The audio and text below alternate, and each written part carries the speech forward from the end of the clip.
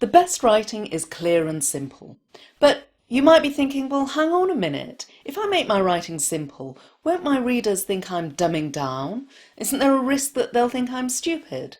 And I get it. It's a natural concern because obviously if you're clever and competent, which I know you are, then you want to appear so. But actually, research has shown that using big words when you don't need to actually makes you appear less intelligent. Check out the article in the resources for details.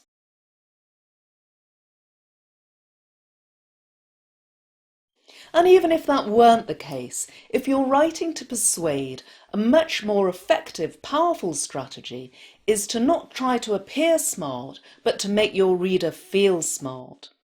If you can explain something fiendishly complex to someone so they understand it, they're going to feel smart. And they're going to love you for making them feel smart, which means they're much more open to persuasion.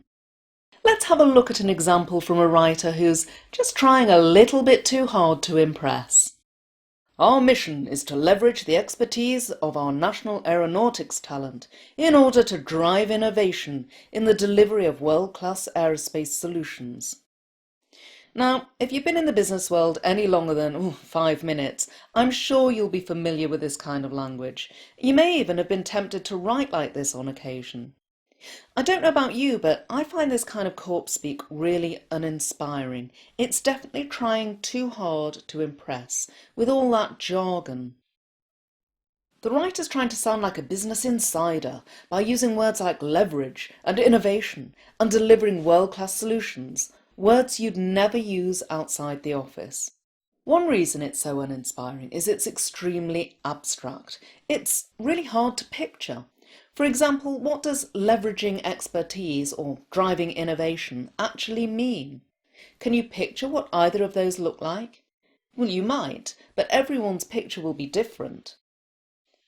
And he doesn't tell us what we, his audience, can do to leverage expertise, or how we'd know if we'd been successful at it. Let's look at how that message might have been written, in fact how it was written, in the actual words of John F. Kennedy. I believe that this nation should commit itself to achieving the goal, before this decade is out, of landing a man on the moon and returning him safely to the earth.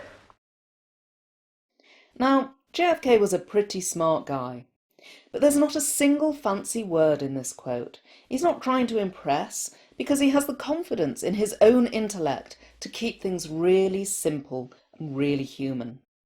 The language is so clear.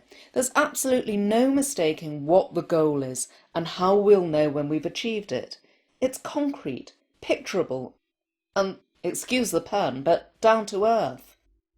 And of course, these words did persuade. They did inspire the public, politicians, and the really clever boffins at NASA to achieve this goal.